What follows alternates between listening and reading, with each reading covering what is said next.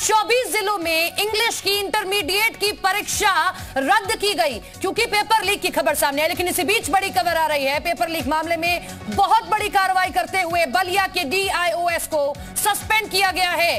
ब्रजेश मिश्रा पर गाज गिरी है, सस्पेंड कर दिया गया है, गिरफ्तारी के आदेश तक दे दिए गए हैं। पेपर लीक मामले में शामिल लोगों के खिलाफ NSA गैंगस्टर एक्ट के तहत कार्रवाई होगी।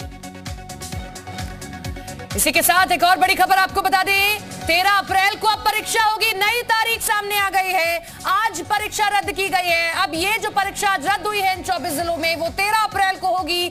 24 जिलों में 13 अप्रैल को अंग्रेजी की ये परीक्षा कराई जाएगी। हमारे साथ हमारे सहयोगी विशाल रघुवंशी लखनऊ से जुड़ रहे हैं, उनका रुख कर लेते हैं। विशाल, नई तारीख भी सामने आ चुकी है, 13 तारीख को अब परीक्षा होगी इन 24 जिलों में।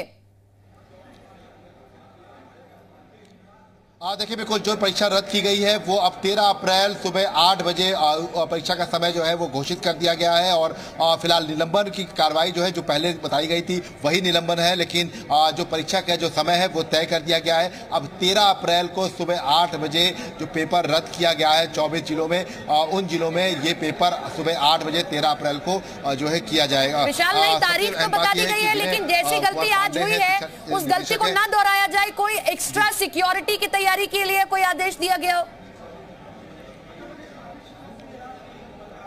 नहीं, देखिए, अगर हम बात करें तो यूपी STF को पहले ही तैनात किया गया था इस पूरी परीक्षा को नकलविहीन कराने के लिए। इसके साथ साथ तमाम जांच एजेंसी भी लगी थी, बाकायदा माध्यमिक शिक्षा बोर्ड की जो पूरी तैयारी थी, फ्लाइंग स्क्वाड्स बनाए गए थे। लेकिन उसके बावजूद भी आपने देखा होगा देवरिया में कल जो तस्वीर आई थी कि बाकायदा एक घर में जो है कॉपियाँ लिखी जा रही थी। उसके पहले अगर बात करें तो तमाम छात्रों ने जो है परीक्षाएँ छोड़ी। तो ये तमाम ऐसी चीज़ें हैं जो साफ कर रही हैं कि नकल विहीन परीक्षा कराने को लेकर जहां एक तरफ प्रशासन जो है कोशिश जरूर करता है, लेकिन दूसरी तरफ तमाम जो नकल माफिया हैं वो अलग अलग पैंतरे जो है वो अपनाते हैं। अब फिलहाल इस पूरे मामले में एक बड़ा अपडेट यही है कि अब जो परीक्षा का जो समय है वो तय कर दिया गया है। जो रद्द की गई थी परीक्षा आज की, उसको अब जो है 13 अप्रैल को कराया जाएगा सुबह 8 बजे। हालांकि ये कहा जा रहा है कि 24 जिलों में जहाँ पर ये परीक्षा होनी है वहाँ पर जो छात्र हैं उनके लिए कुछ नॉर्म्स जो है वो पहले से किए जाएंगे, ताकि फिर से दोबारा ये स्थिति ना हो। आने वाले पेपर्स को लेकर क्या कुछ तैयारियां हैं, इसको लेकर जब हमने विशाल, जिस बात का जिक्र आप कर रहे हैं कि पहले ही STF की टीम भेज दी गई थी, पहले ही इतनी पैनी नजर रखी जाती थी, लेकिन बावजूद इसके नकल माफिया सक्रिय रहते हैं और इस तरीके से नकल हो गई। लेकिन उसमें प्रशासन को भी बड़ी भूमिका निभानी होगी। अगर आपको पता है ये संवेदनशील इलाके हैं, यहाँ पहले भी हो चुका है, आप इसमें चाहे गोंडा देख लीजिए, चाहे बनारस देख लीजिए, बलिया देख लीजिए, पहले भी ऐसी खबरें सामने आई हैं। तो जो लोकल प्रशासन होता है उसकी जिम्मेदारी बढ़ जाती है। अब उसको लेकर कोई तैयारी की गई हो कि लोकल प्रशासन और खास तौर पर DIOS पहले से तैयारी करके रखें।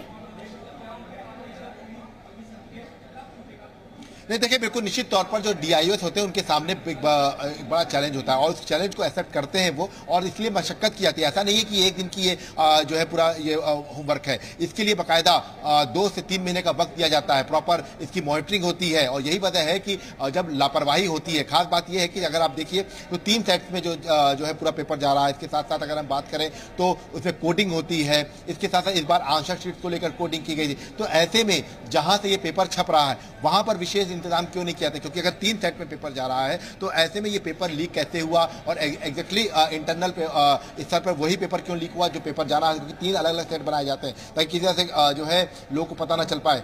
एक अलग से तरीके अपनाए जाते हैं, लेकिन उन तरीकों को मात देते हुए नकल माफिया इस तरह के पेपर लीक आउट कराते हैं। और यही वजह है कि इन नकल माफियाओं पर एक बड़ी कार्रवाई होगी। देखिए, NSA कार्रवाई करिए, सीधे तौर पर निर्देश दे दिए गए हैं। इसके साथ साथ बुलडोजर, अगर नई तारीख सामने आई है 13 तारीख, तो इसका मतलब ये भी है कि ये तैयारी भी की जा रही है। कुछ ही देर में गुलाबो देवी भी प्रेस कॉन्फ्रेंस कर देंगी तो साफ हो जाएगा किस तरीके से कार्रवाई कर रही है कि आपको 13 तारीख से पहले इन नकाबों को हटाना होगा जो माफियाओं पर पड़े हैं। कौन कौन इसमें शामिल था कि 24 जिलों में इस पैटर्न का पेपर लीक हो जाता है?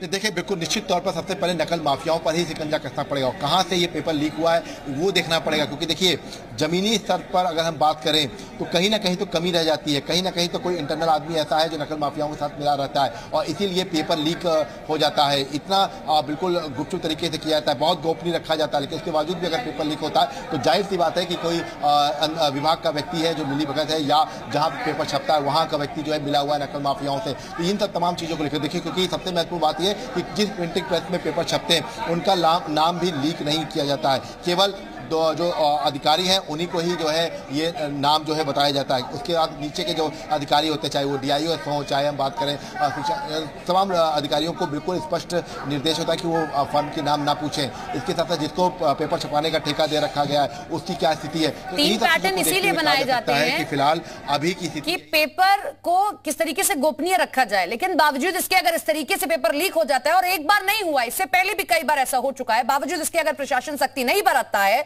तो निश्चित तौर पर सवाल खड़े होंगे। बाकी सहयोगी भी हमारे साथ में बने हुए लगातार अपडेट हमें दे रहे हैं।